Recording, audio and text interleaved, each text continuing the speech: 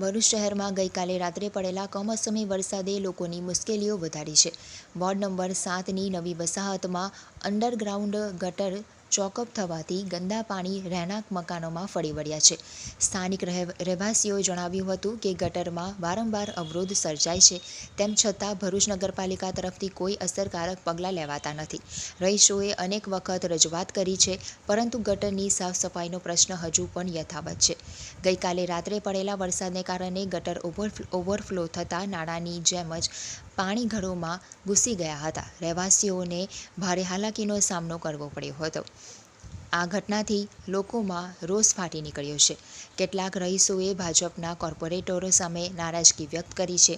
તેમણે કહ્યું હતું કે આવનારી ચૂંટણીમાં કમળને મત આપતા પહેલાં વિચારવું પડશે। ઘટનાની ગંભીરતાને ધ્યાનમાં લઈને પાલિકાની ટીમ સ્થળ ઉપર પહોંચી અને હાલમાં ગટરની સફાઈની કામગીરી ચાલી રહી છે। મારું નામ પીઠાભાઈ દાફડા। અહીંના અમારા કોર્પોરેટરથી અમારી કોઈ કામ થતું નથી।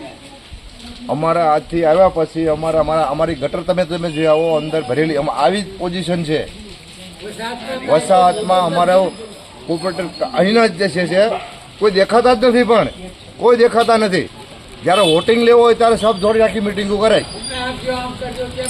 બસ આજ અમારે આ એક રાય છે।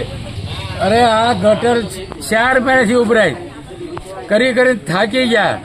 દક્ષા પેલે કહી દે તો આમ કે લડવા જ પડે। એ શું છે, રોજ કરાવીએ ગટર, રોજ કરાવીએ। સાંભળે તમારા ઘરમાં જુઓ, આગળ પાછળ બે બાજુ પાણી ગરી જાય, સાંભળતા જ નથી।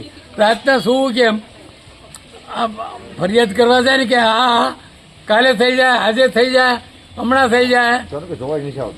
અરે જોવા હું કોઈ જોતું જ નથી, સાંભળતા નથી। 4 મહિનાથી આ પોઝિશન છે। હા બોલો સાહેબ, અમારું સાફ સફાઈ કોઈ કરતું નથી અને અમે 4 મહિનાથી કમ્પ્લેટ આપી છે। નગરપાલિકા વાળા કોઈ આવતા નથી અને કોઈ અમારી ગલીની સાફ સફાઈ કરતા નથી। અમે 2 જણ રહી છીએ, અમારા ઘરમાં